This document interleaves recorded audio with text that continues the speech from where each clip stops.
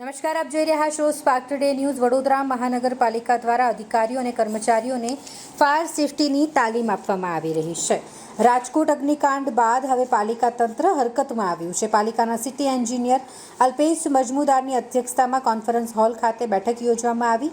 આ બેઠકમાં તમામ અધિકારીઓ અને કર્મચારીઓ ઉપસ્થિત રહ્યા. Sub fire officer Amit Chaudhary દ્વારા અધિકારીઓ અને કર્મચારીઓને ફાયર સેફટી અંગેની તાલીમ આપવામાં આવી રહી છે. આ તાલીમ દ્વારા આપાતકાલીન પરિસ્થિતિમાં પોતાની સાથે અન્યનો પણ બચાવ કઈ રીતે કરી શકાય તે અંગે માહિતી આપવામાં આવી રહી છે.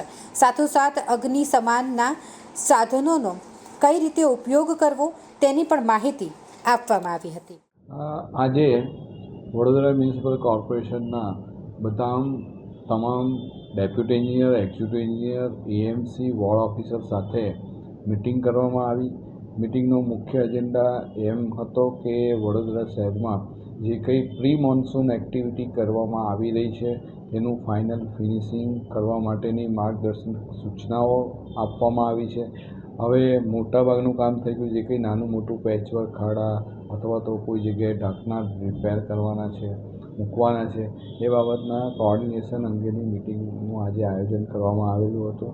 ફોર્ચ્યુનેટલી આ મિટિંગની અંદર ફાયર વિભાગના અધિકારી પણ હાજર હતા, એટલે એમના મારફતે અમારા તમામ હાજર ઓફિસરોને જે ફાયર એક્સ્ટિંગ્વિશર હોય છે તેને કેવી રીતે ઓપરેટ કરવાનો એની પણ ટ્રેનિંગ આપવાનો મોકો મળ્યો અને બધાને એમને ડેમોન્સ્ટ્રેટ કર્યું છે, સમજ આપી છે કેવી રીતે ઓપરેટ કરવામાં શું હોય છે, એનું પ્રેશર કેવી રીતે માપવાનું હોય છે, શું જોવાનું હોય છે, એક્સપાયરી ક્યાં લખેલી હોય છે, એ બાબતની એમને ટ્રેનિંગ આપી, ડેમોન્સ્ટ્રેશન કર્યું છે.